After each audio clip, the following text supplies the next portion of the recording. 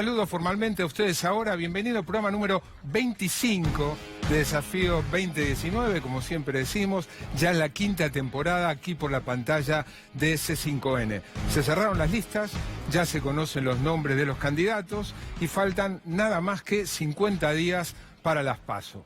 Y hablando de las PASO, información de último momento. Mañana, 3 diputadas radicales, cuyos nombres son Gabriela Burgos, Pamela Verasay y Claudia Najul, van a presentar un proyecto para suspender las PASO en toda aquella elección donde no haya competencia. Por ejemplo, las PASO para nivel presidencial, donde ya están los candidatos y no hay competencia alguna. ¿Cuál es el argumento de este proyecto? Que se está gastando mucho dinero y que en la mayoría de las candidaturas no hay disputa alguna, sino que están los candidatos ya definidos. Y ese malgasto, según ellos, del gobierno sería destinado a fortalecer el presupuesto educativo. Ese es el discurso. En realidad, el argumento de fondo de esto es que el gobierno lo que quiere es ganar tiempo. ¿Por qué? Porque sueña con que postergando la elección hasta la primera vuelta en octubre, la economía puede llegar a mejorar. Tiene su lógica. Esto no es de un momento para otro, esto se viene analizando como globos de ensayo. El primero fue Adrián Pérez, secretario del Ministerio del Interior, que fue el primero que habló sobre el supuesto malgasto de unas PASO que no se utilizan. Esto fue tratado esta mañana en reunión de gabinete y después hubo un tuit del exgobernador y actual precandidato a diputado por Mendoza, Alfredo Cornejo, diciendo lo mismo. Debería analizarse la posibilidad de suspender las PASO en toda aquella elección donde no haya competencia. Horas después se confirmó que estas 3 diputadas radicales van a presentar este proyecto. Enseguida voy a explicarles cuál es la lógica que tiene este proyecto que, digámoslo, muy difícilmente atraviese el Congreso porque se necesita la aprobación de ambas cámaras. Por ahí anduvo circulando la versión de que la gente de La Baña apoyaría esto. De todas maneras, en el Senado sería muy difícil que un proyecto como este sea aprobado. Lo retomamos enseguidita. Vamos a estar analizando en el programa de hoy los 50 días que se vienen, cuál es el panorama, el análisis de las listas, con 5 muy prestigiosos y muy agudos analistas. En su columna, José Nathanson va a explicarnos que las listas, el armado de las listas y la nueva conformación de los espacios políticos termina con el purismo. Termina con el purismo tanto de la fuerza oficialista como del Frente de Todos. Lo va a explicar José en su columna. Y en el habitual segmento de Desafío Económico, Emanuel Álvarez Agis va a desafiar una idea que puede llegar a resultar a simple vista muy llamativa. Emanuel Álvarez Agis va a afirmar que para bajar la inflación se necesita congelar por un tiempo, por un año, la distribución del ingreso. Te preguntarás, Emanuel Álvarez Agis, ex viceministro del gobierno anterior, y la mayoría de ustedes sabe cómo piensa, ¿está promoviendo congelar la distribución del ingreso? Presten atención a el argumento de Manuel para justificar esa idea. Pero vamos ya a las perlitas que dejó el armado de las listas. Lo primero que vamos a analizar es lo que más fue enfocado por la mayoría de los medios más importantes, Clarín, Nación, es qué pasó con la Cámpora en el armado de las listas. ¿La Cámpora ganó espacio en el armado de las listas o pasó lo contrario? Veamos en la primer placa un dato, porque para tener una conclusión de si la Cámpora ganó, perdió, salió empatado, cómo quedó parada en el armado de las listas, hay que contar con datos.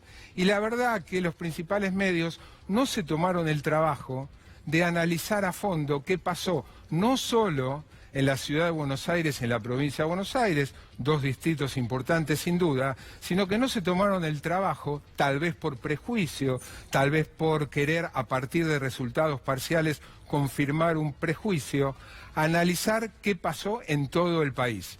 Nos vamos a basar, casi todos estos datos están basados en una muy buena nota que publicó hoy en un portal llamado Letra P, la periodista Gabriela Pepe. Pero bueno, vayamos a los datos. ¿Qué pasó en la provincia de Buenos Aires? La Cámpora gana o pierde. En la provincia de Buenos Aires ocupan 6 de los primeros 12 lugares en la lista para diputados. Uno ve eso y dice, wow, de los primeros 12, la mitad para la Cámpora, es un claro indicio de que están ganando espacio. Lo que no contaron, o lo decía muy chiquito, o no percibieron, es que si bien 6 de los primeros 12, y seguramente el Frente de Todos va a obtener 12 bancas, es decir, que van a ingresar 6 nuevos diputados por la provincia de Buenos Aires pertenecientes a la Cámpora, lo que no dijeron es que hay 6 diputados de la Cámpora en la provincia de Buenos Aires a los que se les vence el mandato. Con lo cual, el bloque de camporistas bonaerenses va a quedar igual que ahora. Si es por número, no ganaron. Es cierto que uno puede decir, había que repartir, tenían que repartir el Frente de Todos entre el masismo, los intendentes, el peronismo, y todos tuvieron que ceder.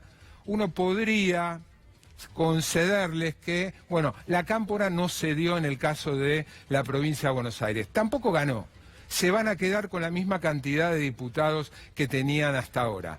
Tanto es el foco que pusieron en este solo dato, que tomemos como ejemplo el titular del diario Clarín, que vamos a ver ahora, que llegan a la conclusión de que Macri reforzó el armado oficialista y la Cámpora ocupó las listas del PJ. ¿Es esto así? Ahora van a ver que esto no es así, o al menos no es tan así. Y está bastante lejos de ser así. La segunda placa, vamos a ver qué pasa con la Cámpora a nivel nacional. A nivel nacional la Cámpora tiene hasta el 10 de diciembre 28 diputados. Ese es el bloque que conforman los camporistas. 23 diputados a nivel nacional dejan su banca. De los 28, 23 dejan su banca.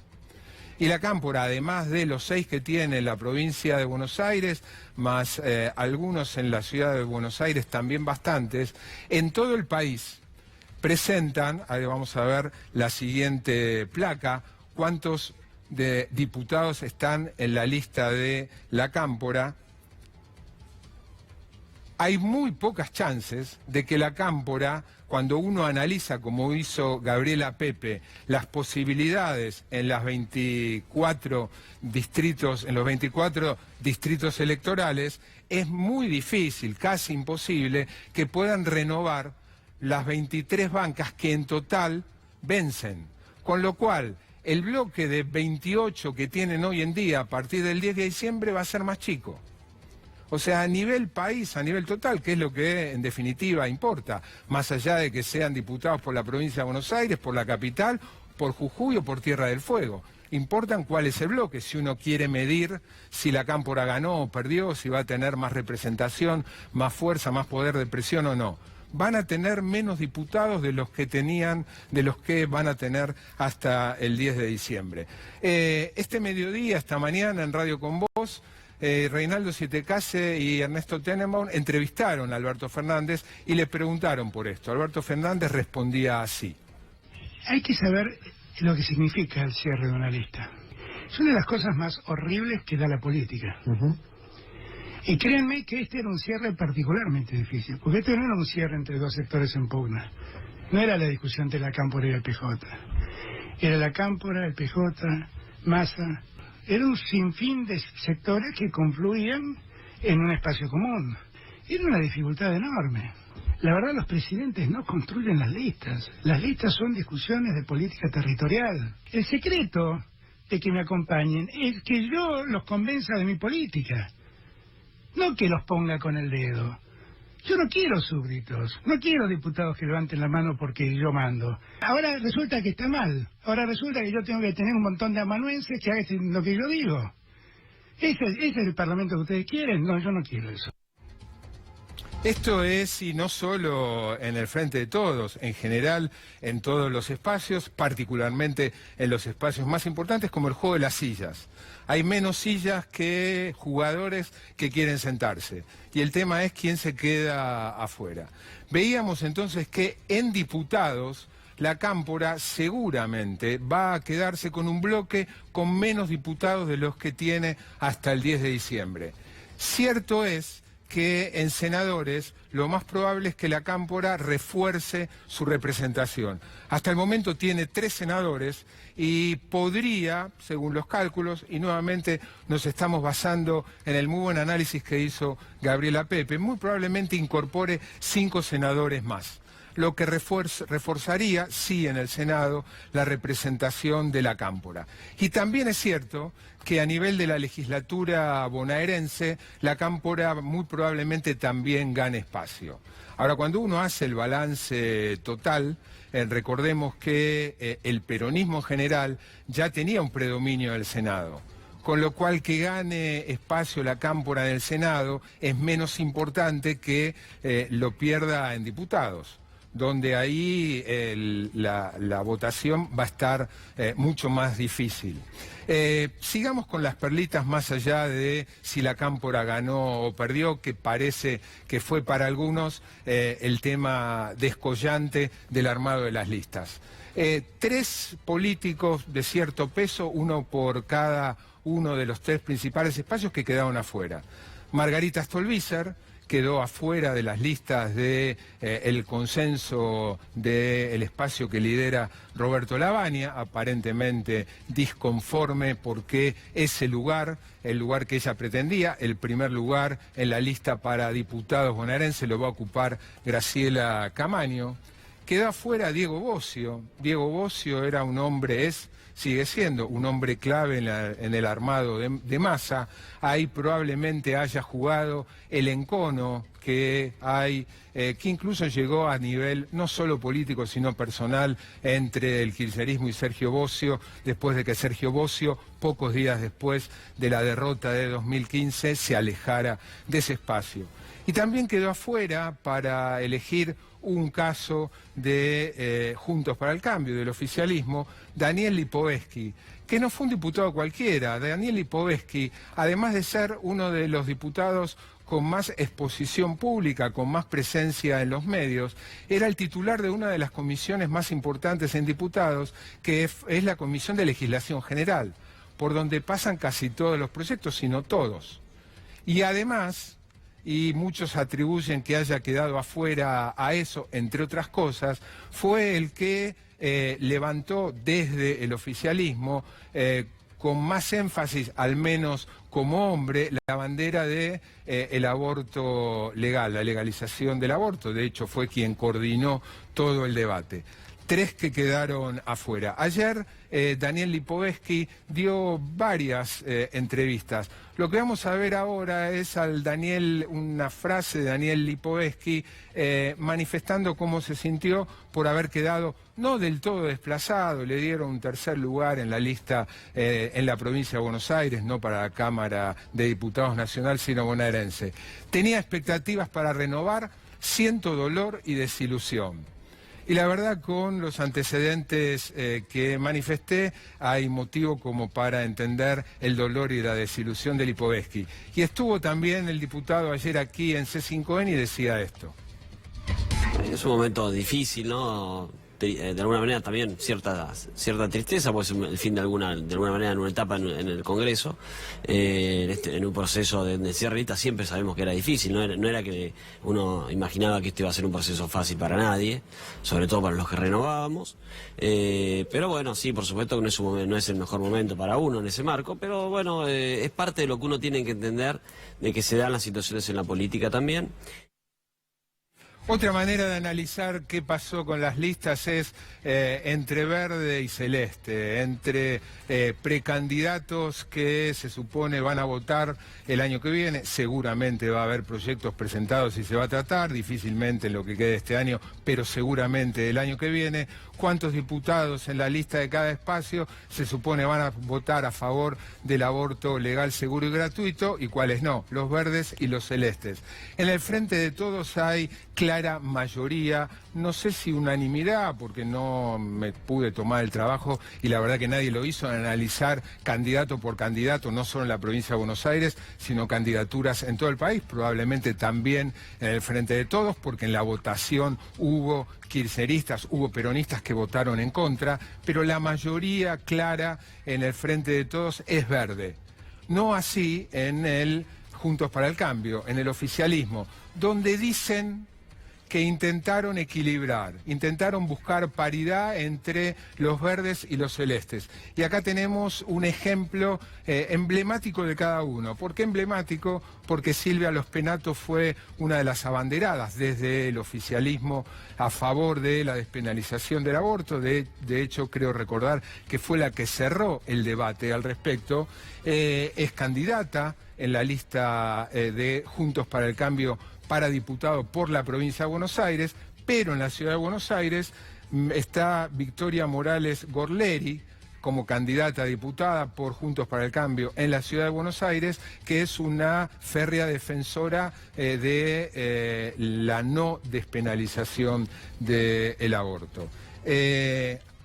Dicen que quieren equilibrar, pero hubo al menos dos hechos muy simbólicos, en realidad un hecho y una candidatura. Uno fue la reunión que Macri tuvo con Amalia Granata. Todos sabemos, Amalia Granata no salió diputada nacional, sino un cargo provincial, haciendo básicamente campaña en contra de la despenalización del aborto. Es decir, si bien es un personaje mediáticamente conocido, políticamente no es alguien de primer nivel, sin embargo fue recibida por Mauricio Macri, lo que puede interpretarse sin tomarse demasiadas licencias como todo un gesto.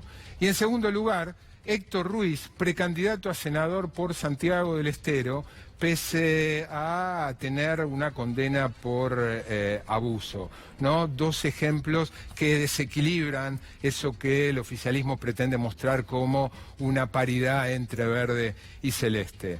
Y por último, una señal de mano dura que dio el oficialismo, también a través de una candidatura, si ustedes quieren, menor, pero que no deja de ser simbólica.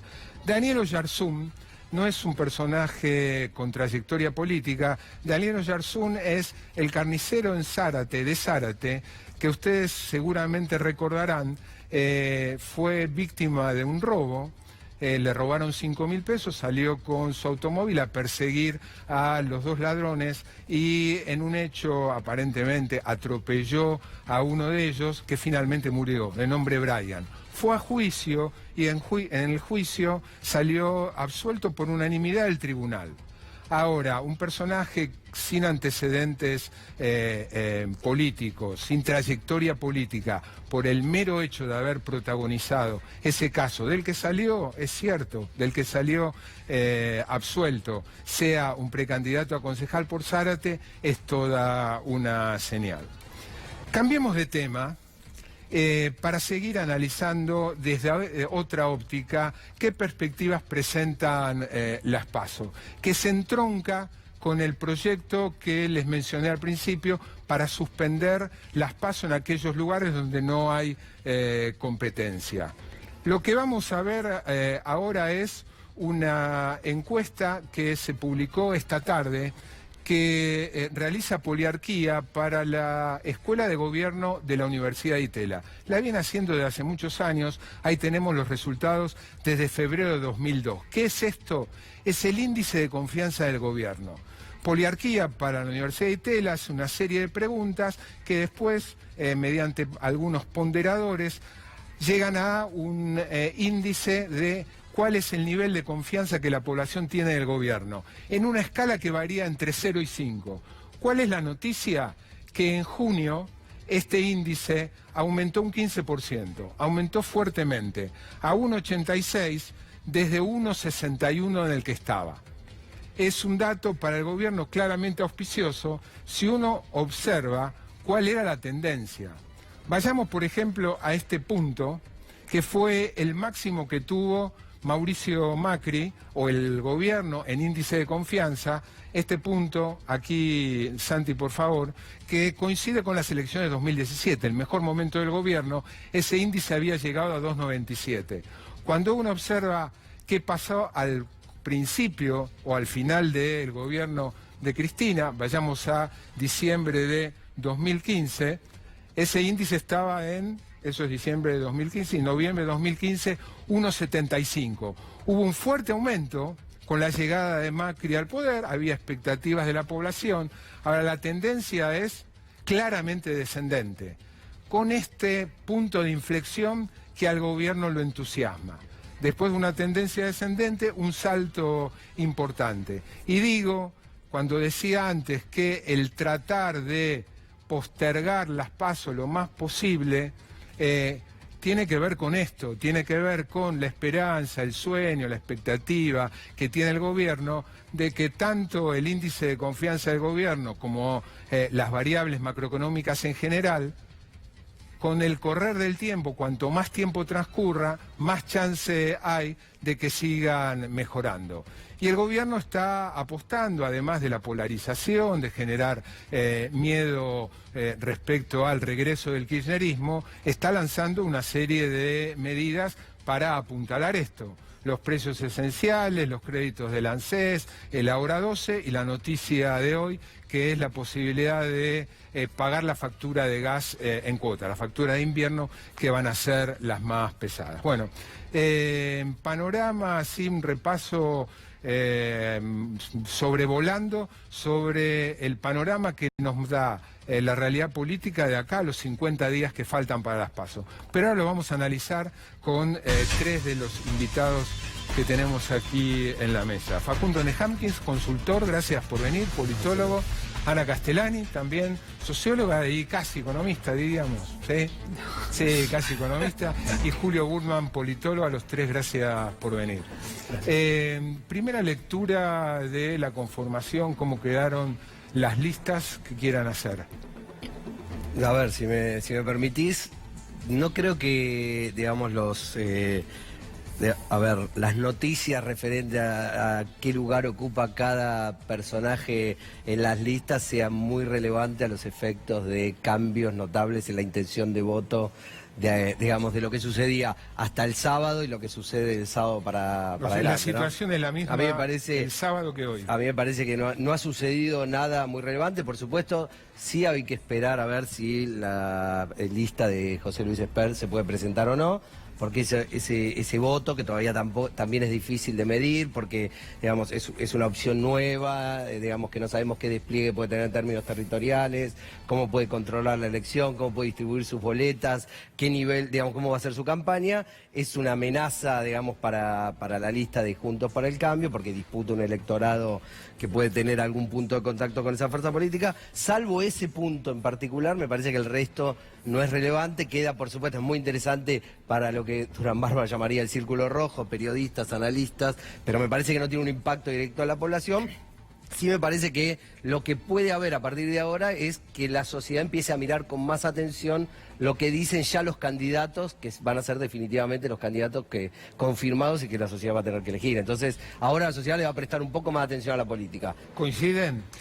Yo creo que el cierre de listas lo que termina es con una etapa de incertidumbre sobre cómo se configura el escenario por arriba, por decirlo fácil. Digamos, las dirigencias de ambos grandes espacios, o de todos los espacios, terminan de definir sus estrategias a lo largo de estos meses y las cierran finito con los nombres del sábado. Nos dicen algo, o sea, uno puede analizar qué quiere decir esa conformación de listas en particular, y uno ve cómo lo que se viene repitiendo ya hace un par de semanas, hay por el lado del peronismo un intento de ampliación que exceda en un frente que incluye al kirchnerismo pero que lo excede, y que eso también se traduce en la configuración de las listas, con todos los problemas que fue generando de heridos que van quedando en el camino, pero que a la larga eso es típico de cualquier proceso de armado de listas.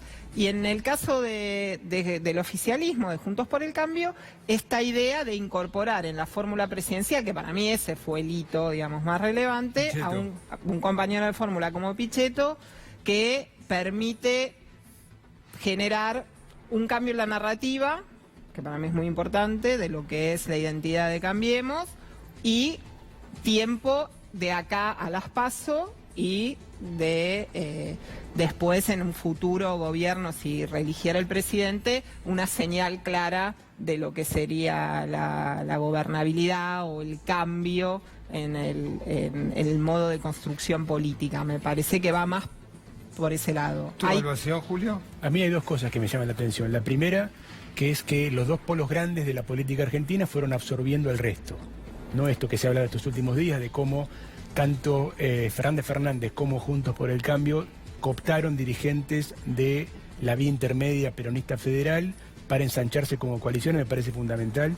Y otro tema que me parece que puede ser una insinuación, pero que puede ser muy influyente, sobre todo si gana al frente de todos, es que, más allá de lo que decía Alberto Fernández recién en este tape que vos pasaste, lo cierto es que hubo mucha influencia del kirchnerismo en la conformación de las listas. Más allá de la de Cámpora, inclusive, ¿no? El kirchnerismo en general tuvo mucha influencia en la conformación de las listas para el Congreso Nacional. Y esto es algo muy distinto a lo que estamos acostumbrados. Es decir que en los dos polos grandes, Cambiemos porque es oficialismo ejecutivo. Ahora, ¿lo que vos decís es válido para la ciudad de Buenos Aires y la provincia de Buenos Aires, o lo haces extensivo a todo el país? Para otras provincias también, no para todas, pero para las principales. La gran excepción fue Córdoba, pero en Santa Fe fue lo mismo, en muchas provincias del norte también. El kirchnerismo ofreció apoyar al candidato a gobernador a cambio de el Congreso Nacional. Y esto creo que tiene importancia porque lo que dejaría esto es un Congreso Nacional un poco más autonomizado de las provincias, y con Cristina Kirchner como vicepresidenta, en el caso eventual que gane este frente, sería una figura muy potente de jefatura del Congreso, de los bloques del Congreso. Es decir, que podríamos tener un Congreso distinto. Pues es con menos peso, menos peso de los gobernadores. Exactamente. Y no es lo que estamos acostumbrados en Argentina. Estamos acostumbrados a que el Congreso es el lugar de representación de las provincias, sobre todo en el Senado, pero en menor medida también en diputados, y acá yo veo mucha impronta nacional de los dos partidos fundamentales, ¿no? Sería como volver a un poco la relación de fuerzas que hubo durante el kirchnerismo, ¿no? Con menos peso de las provincias, sí tuvieron más peso en estos 4 años de gobierno de Cambiemos. La diferencia de acá el kirchnerismo es oposición. Eso es lo impactante, que desde la oposición haya tenido tanta influencia para poner candidatos en las provincias. Yo recién contaba noticia de últimas horas, mañana se va a presentar un proyecto que difícilmente prospere, creo yo, para suspender las PASO en toda aquella elección donde no haya más de un candidato. ¿Qué lectura hacen de eso? En principio, digamos, podríamos hacer, aunque digamos, no conozco detalles de qué nivel de seriedad tiene esa presentación, si es, digamos, un tiro aislado de algún, o si es algo institucional por parte de la Fuerza Junto para el Cambio. Bueno, se trató en gabinete esta Claro, mañana. bueno, si eso que, digamos, a mí no me consta esa información, pero digo, si esa información fuera así, evidentemente podría haber un intento de tratar de ganar tiempo, porque, digamos, los números que nosotros tenemos también marcan, si bien todavía no se traduce en un cambio importante o relevante en la intención de voto, es cierto que el gobierno desde el mes de marzo y el actual presidente mejoran en sus índices de aprobación. Y eso, si bien no ha cambiado la intención de voto en nuestras encuestas, nos sucede algo parecido a lo que da como resultado o ese índice de confiabilidad de la Universidad de Itela. Por lo tanto, digamos, si alguien hiciese una evaluación que suspendiendo las PASO podría ganar tiempo y esperar a la elección general, podría haber una intención de ese tipo.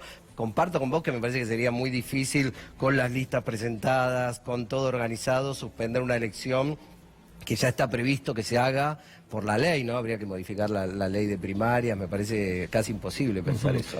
Tu mirada económica acerca de lo que dijo recién Facundo, ¿pensás que ganando el gobierno un par de meses tiene qué chances de mostrar una economía no tan mala como la de ahora?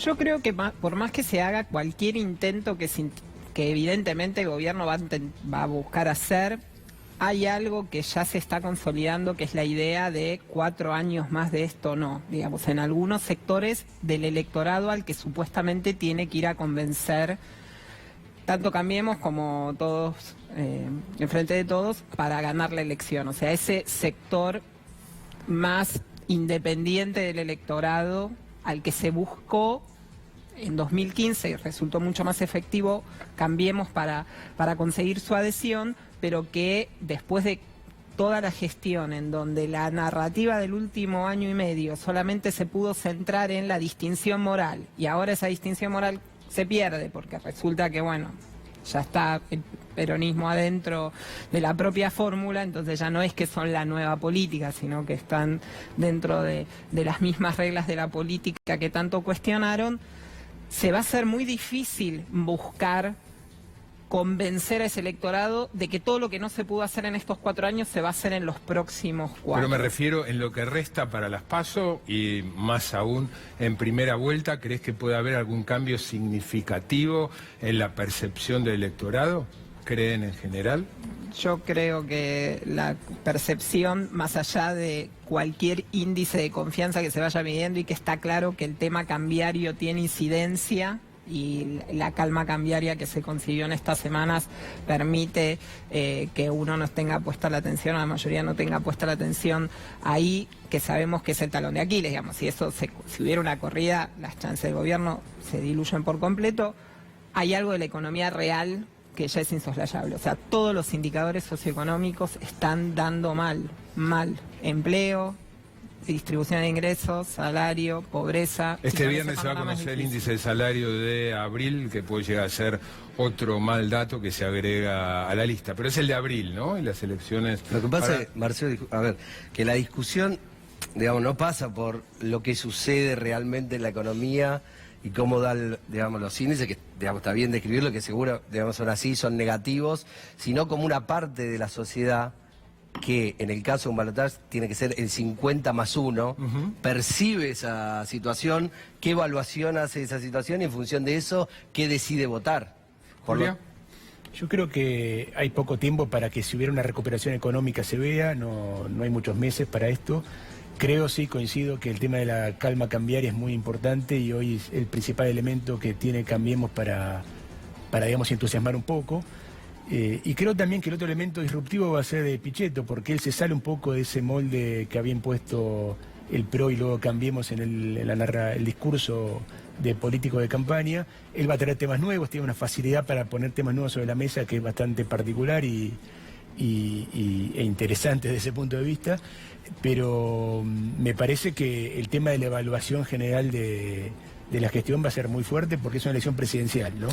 A los tres, Facundo, Ana, Julio, gracias por venir. No, gracias. Les decía al principio, José Nathanson nos va a hablar del fin del purismo, algo que recién se rozó aquí en esta mesa. Ahora, enseguidita, segundos.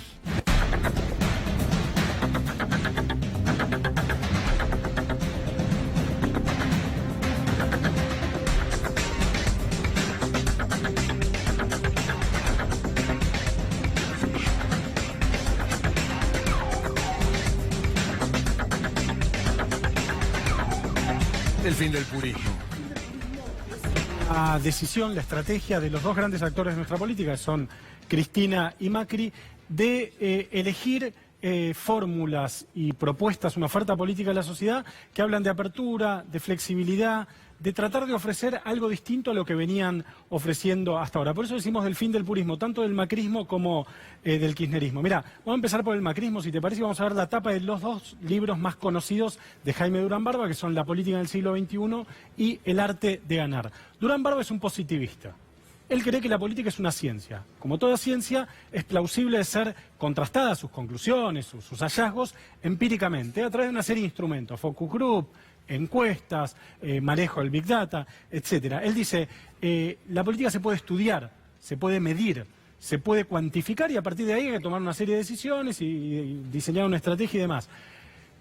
La decisión de Macri de designar a Miguel Ángel Pichetto como candidato a vicepresidente hace trizas esta teoría, esta idea de la política. El discurso que venía teniendo Durán Barba. Por un lado el discurso, por otro lado no midieron a Pichetto antes de convertirlo en presidente. no lo ocultaron, no hicieron focus group, fue una decisión que todos sabemos se tomó en 2-3 días muy rápidamente y que además rompe con lo que Durán Barba decía que tenía que ser una fórmula presidencial. Si el candidato a presidente es un candidato poco empático, duro, varón, el candidato a vicepresidente tiene que ser mujer, joven, empático, tiene que dulcificar la fórmula. Pichetto es un macho alfa de la política, ¿no? Es un hombre que tiene 70 años, peleó 20 elecciones, no ganó ninguna, pero peleó 20 elecciones. En ese sentido... Y con muy mala imagen. Con muy mala imagen, que está operando como una especie de subconsciente desatado del macrismo. Esto es muy interesante. Es como el que dice las cosas que Macri... Es interesante, el Sí, subconsciente desatado. Claro, como un subconsciente desatado del macrismo, el que se permite decir las cosas que Macri no se permite decir. Quiero decir, parece como que Macri le pagaría a Marcos Peña porque le deje decir las cosas que puede decir Pichetto. Es algo así. Ahora, la propuesta electoral del macrismo no solo incluye a Pichetto, incluye también... Vamos a decir que Pichetto es más macrista que el Macri que es presidente. Es el subconsciente de Macri. Sí, es el Macri, uno podría decir los sueños de Macri, lo que Macri no se permite. Desinhibido. Exactamente, sin los frenos inhibitorios. Ahora, la propuesta, la oferta política del macrismo no solo lo contiene a Pichetto, lo contiene a Martín Lustó.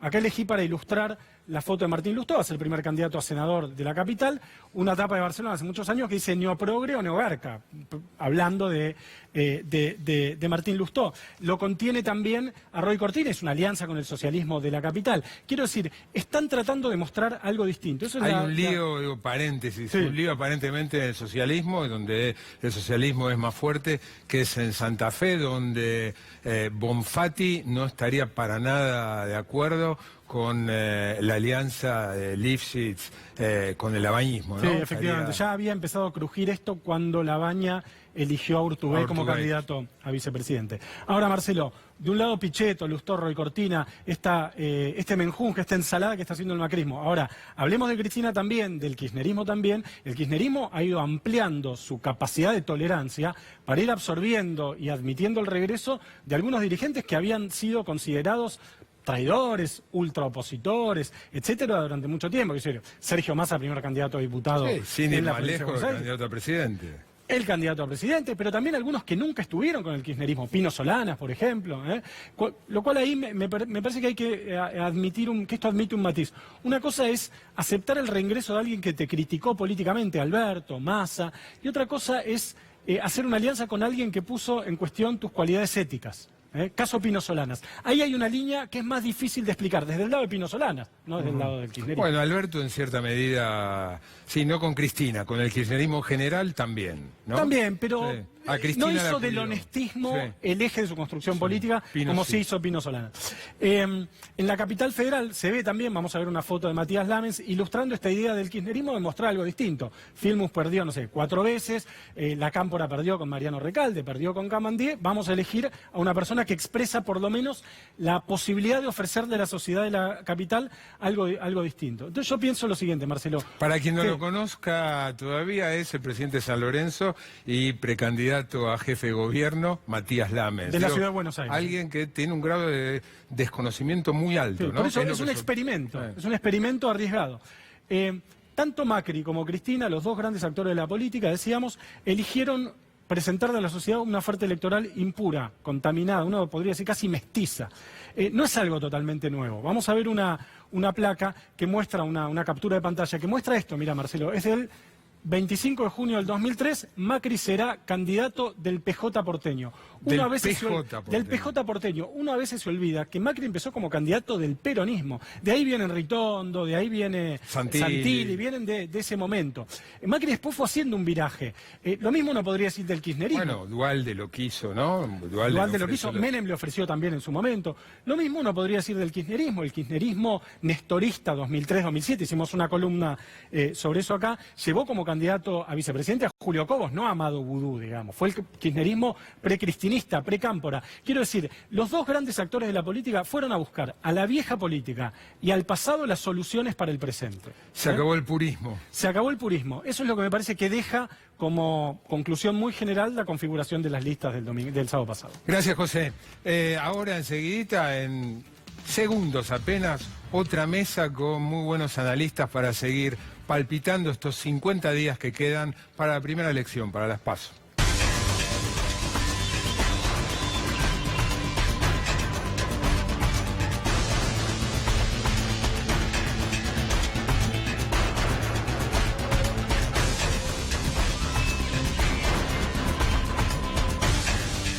Martín Granowski, viejo amigo, periodista de Página 12, gracias por venir. Marcelo Leiras, politólogo, director de la carrera de Ciencias Políticas de la Universidad de San Andrés. Digo bien, Marcelo, ¿no? Del Departamento de Ciencias Sociales. Del Departamento de Ciencias Sociales. Gracias por venir a los dos.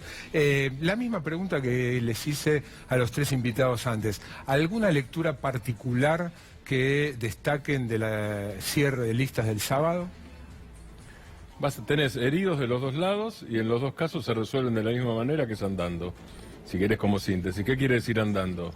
El gobierno la resuelve con la perspectiva de decir: se van a acomodar las cosas, si seguimos siendo gobierno, juega conmigo. La oposición, Fernández más Massa, las resuelve diciendo prácticamente lo mismo. Si no jugás conmigo, además de las convicciones, cosa que yo no dejo de lado, de las convicciones y del proyecto de país, las posibilidades de suturar las heridas son menores, porque la perspectiva es distinta con la derrota que con la victoria. Con la victoria hay perspectiva de gestión.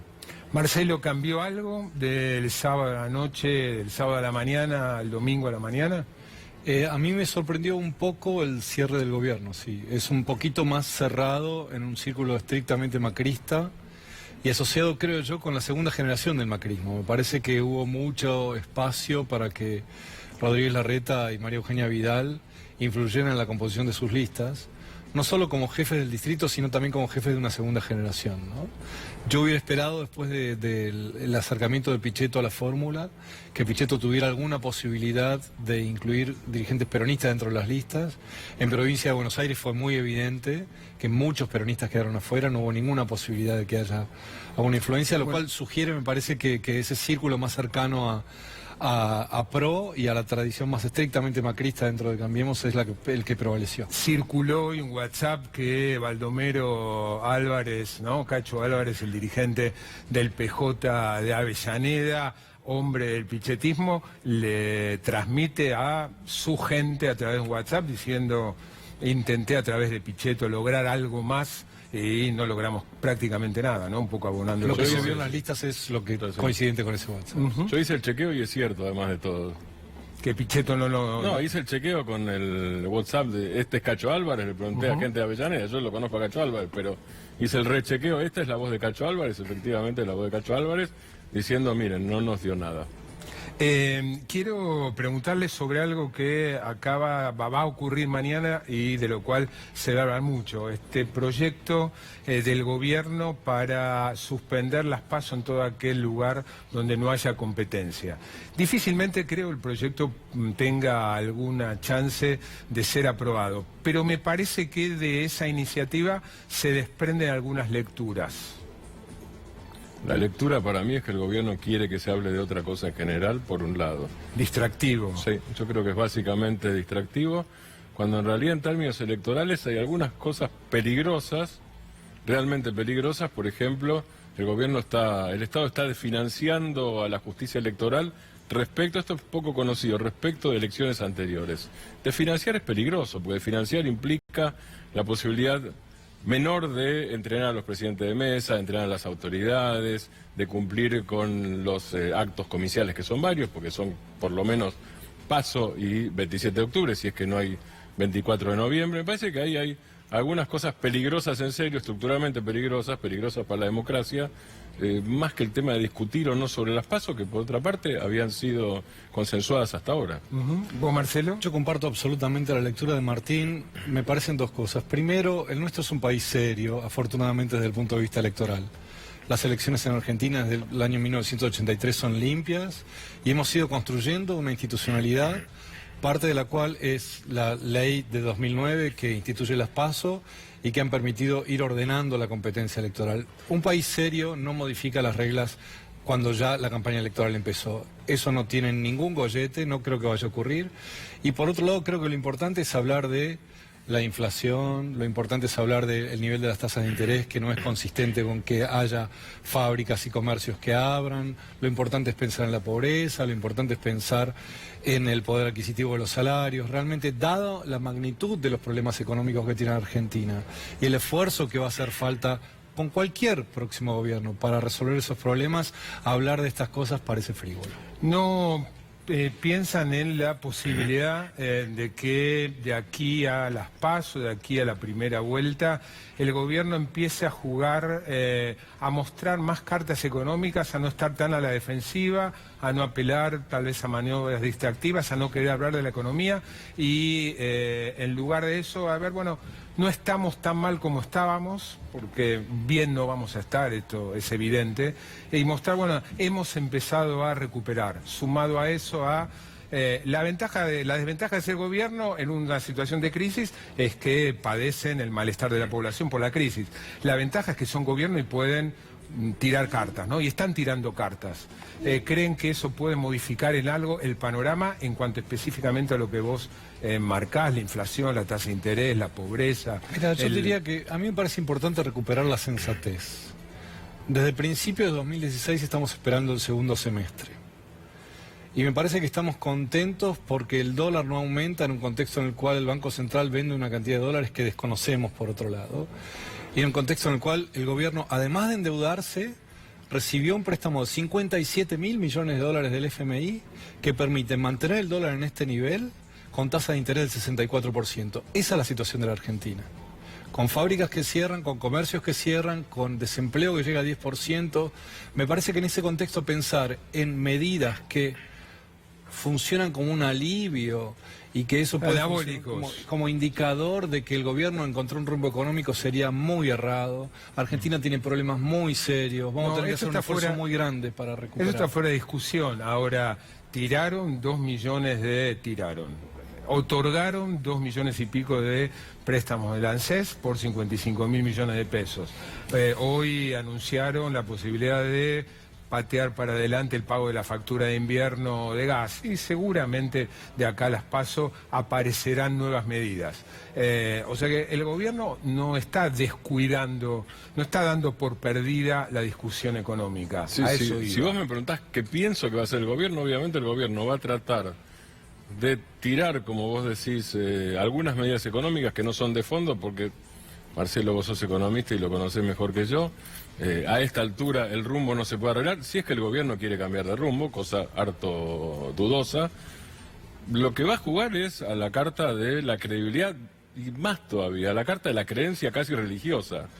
El mensaje es, cree en mí, te embromaste casi 4 años, aguantá un poquito más, ya cambiamos los cimientos y después salimos. Este mensaje lo está repitiendo. Abandonó el mensaje de 70 años de decadencia porque era antiperonismo puro y duro y eso lo abandonó.